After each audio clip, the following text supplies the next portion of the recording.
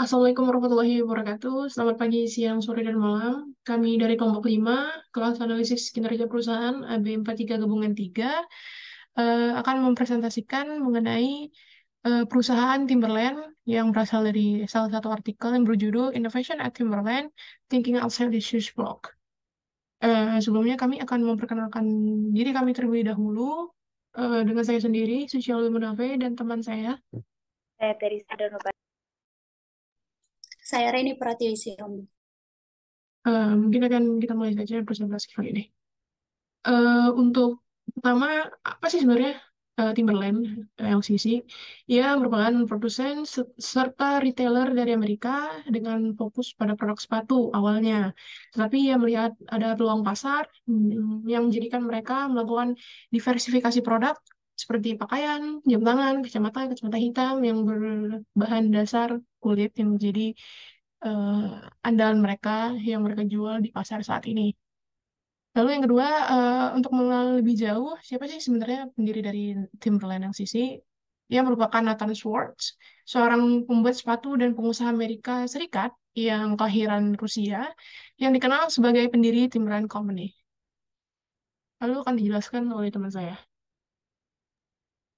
Awal pendirian pembuatan sepatu dari Timberland ini pada tahun 1952. Next. Alasan dibuatnya produk tersebut pada awalnya sepatu Timberland ditujukan untuk orang yang bekerja di pabrik atau konstruksi, mengkhususkan diri dalam pakaian kerja untuk pria pekerja di New England. Pembuatan sepatu dari Timberland ini berada di Boston, Massachusetts. Kemudian ada How. Ini dimulai pada tahun 1968 di mana Sydney dan Herman memutuskan untuk mengatasi masalah bagi pekerja konstruksi timur laut yang menghadapi kondisi musim dingin yang brutal di sepatu boot yang tidak kedap air, kemudian diisolasi dengan buruk dan juga cepat rusak, sehingga keluarga Swart memperkenalkan teknologi kedap air cetakan injeksi ke industri alas kaki yang memungkinkan kami membuat beberapa sepatu boot kulit pertama yang benar-benar kedap air.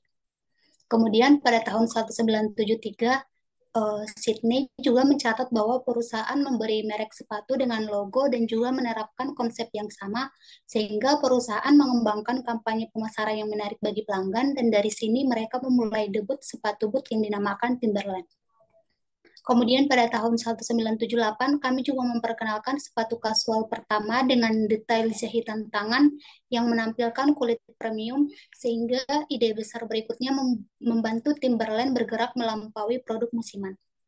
Kemudian pada tahun 1979, sepatu perahu pertama kali diluncurkan yang menghadirkan keahlian premium kepada orang-orang di cuaca musim panas, sehingga mereka menyadari bahwa kebutuhan akan sepatu perahu yang lebih tahan lama, sehingga Timberland memanfaatkan peralatan, mesin, dan juga suku cadangan untuk menciptakan sepatu kasual yang nyaman dan juga dapat digunakan. Next. Kemudian pada tahun 1980, sepatu boot hiking menjadi populer. Kemudian Timberland memutuskan untuk menerapkan teknologi yang digunakan untuk membuat midsole sepatu lari ke sepatu hiking. Hasilnya memang sukses sehingga memperoleh sepatu produk ini ke luar negeri, bahkan ke Italia. Kemudian pada tahun 1988, sepatu perahu menjadikan Timberland menjadi merek populer di kalangan profesional muda di perkotaan, sehingga Timberland memperkenalkan temuan baru yaitu munculnya menjual pakaian dan juga aksesoris. Kemudian pada tahun 1999, seri Timberland Pro diluncurkan sehingga Timberland menambahkan produksi ke pabrik-pabrik di Timur Jauh. Sehingga langkah ini menciptakan peluang untuk memperkuat kebijakan dan juga standar bagi mitra pabrik dan juga untuk berinovasi guna meningkatkan kualitas hidup pekerja. Next. Kemudian pada tahun 2005, Timberland ikut mendirikan kelompok kerja kulit dan juga membuat komitmen publik. Sehingga pada tahun 2005, Timberland bersaing dalam sepatu dan juga pakaian, di mana Timberland memperoleh posisi ke-6 dalam industri untuk pendapatan, posisi ketiga untuk margin operasi, dan juga posisi kedua untuk laba atas modal investasi. Dan terakhir pada tahun 2007, sepatu boot art keepers asli diperkenalkan dan juga dibuat dari bahan daur ulang, organik, dan juga terbarukan. Selanjutnya ada the balance scorecard. Next. Yang pertama ada financial perspektif yang terdiri dari total aset, revenue growth, cost efisiensi dengan masing-masing pengukuran 3 tahun. Yang pertama ada total aset. Total aset mempunyai bobot dengan mempunyai bobot 6,7%, revenue growth bobotnya 6,7%, dan cost efisiensi 6,7%.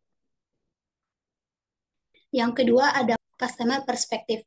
Yang pertama ada customer satisfaction. Ini menggunakan pengukuran satisfaction questionnaire dengan using Likert scale, yaitu yang pertama ada tidak puas, yang kedua ada sedikit puas, ketiga ada puas, keempat ada sangat puas, dan kelima benar-benar puas, sehingga memperoleh bobot sebesar 10%.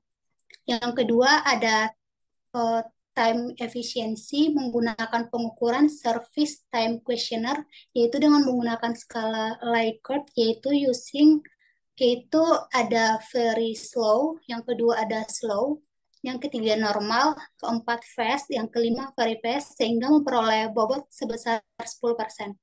Dan ketiga menggunakan quality relationship dengan pengukuran relationship interview dengan skala 0 sampai 100 dan memperoleh bobot sebesar 10%. Lalu yang ketiga, di bagian ketiga itu adalah internal proses perspektif, yang dimana kami menentukan ada 3 matriks. Yang pertama adalah service excellence. Pengukuran ini atau measurement yang kami gunakan menggunakan one year total complaints jadi dari 1 tahun itu berapa sih komplain yang didapatkan oleh perusahaan Timberland dari customer. Bobot yang kami tetapkan yaitu 10%. Yang kedua, community involvement, yaitu measurement ataupun pengukuran kami tetapkan dengan total number in 1 year of activities involving stakeholders dengan bobot 10%. Yang terakhir, research and development expense. Jadi R&D expense atau biaya yang dikeluarkan untuk penelitian dan pengembangan dari perusahaan tersebut, yaitu pengukuran yang kami gunakan adalah 1 year of calculating expense for R&D, bobotnya 10% per tahun untuk tahun yang terkait. Lalu yang keempat ada learning and growth perspective. Kami juga menetapkan ada 3 matriks. Yang pertama employees capability. Pengukuran yang digunakan ialah 1 year number of employees participate in development, atau selama 1 tahun berapa angka yang diraih dan diciptakan oleh para karyawan yang berpartisipasi dalam pengembangan program. Bobot yang kami tetapkan sekitar 6,7% per tahun dalam tahun terkait. Yang kedua adalah employees productivity. Pengukuran atau measurement yang kami gunakan yaitu persentase dari banyaknya karyawan yang berada di bawah umur 50 tahun dari rentang umur produktif. Yang kami tetapkan ialah 6,7%. Employees commitment yang ketiga yaitu pengukurannya kami gunakan 3 years average total employee left. Jadi berapa banyak karyawan yang meninggalkan ataupun istilah simpelnya itu turnover dari perusahaan tersebut. Yang kami tetapkan ialah 6,7%.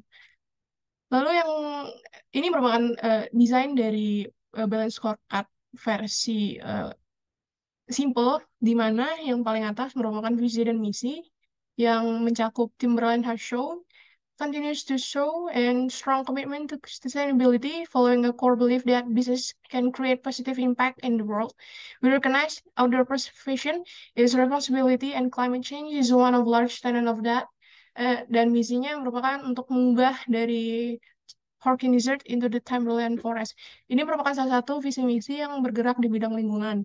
Tetapi untuk visi misi dari bidang perusahaan sendiri, yang pertama yaitu meningkatkan performance dari karyawan dan perusahaan yang akan mengarah mereka kepada peningkatan profit dan benefit dari perusahaan tersebut.